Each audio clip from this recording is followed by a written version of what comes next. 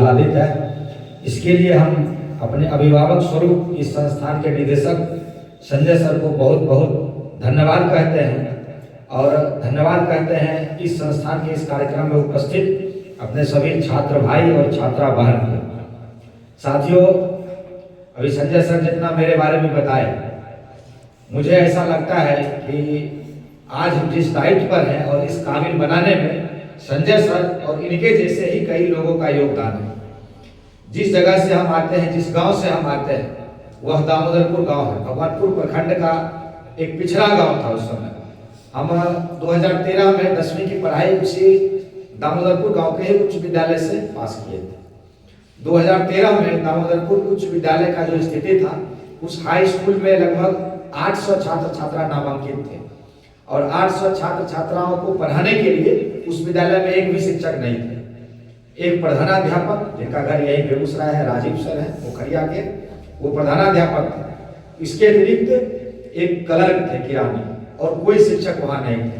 बाद में बिहार सरकार के द्वारा आउटसोर्सिंग के माध्यम से एक कंप्यूटर टीचर की बहाली हुई थी उस विद्यालय में, और फिर वहां पर कंप्यूटर चोरी की एक घटना हुई, उसके बाद उनको भी हटा दिया गया।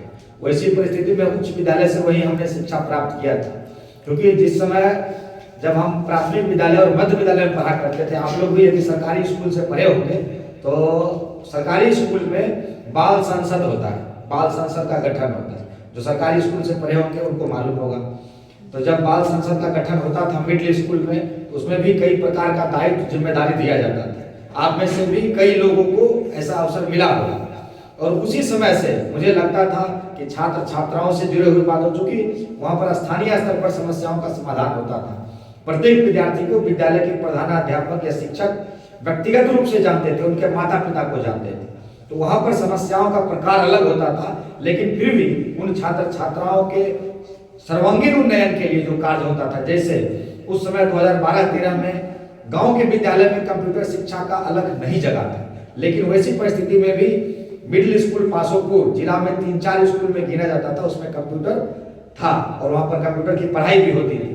तो वैसी परिस्थिति में वहां के छात्र छात्राओं को कंप्यूटर शिक्षा से जोड़ना, उनके बीच पढ़ाई के अतिरिक्त जो अन्य प्रकार की गतिविधि है, जैसे खेल कूद हो, छात्राओं के लिए मेहंदी लगाना, सिलाई कढ़ाई करना या अन्य प्रकार के कार्य, जिसके माध्यम से ग्रामीण क्षेत्र के छात्र छात्राएं वह रोजगार के लिए हुनर सीख सके। क्योंकि गांव में अभी भी अब तो कम होता है, पहले ऐसा होता था कि गांव में कम उम्र में छात्राओं की शादी हो जाती थी और उन्हें अपने परिवार के ऊपर ही निर्भर रहना पड़ता था। तो उनके अंदर स्वरोजगार विकसित करने के लिए वहां के जो अपने प्रधानाध्यापक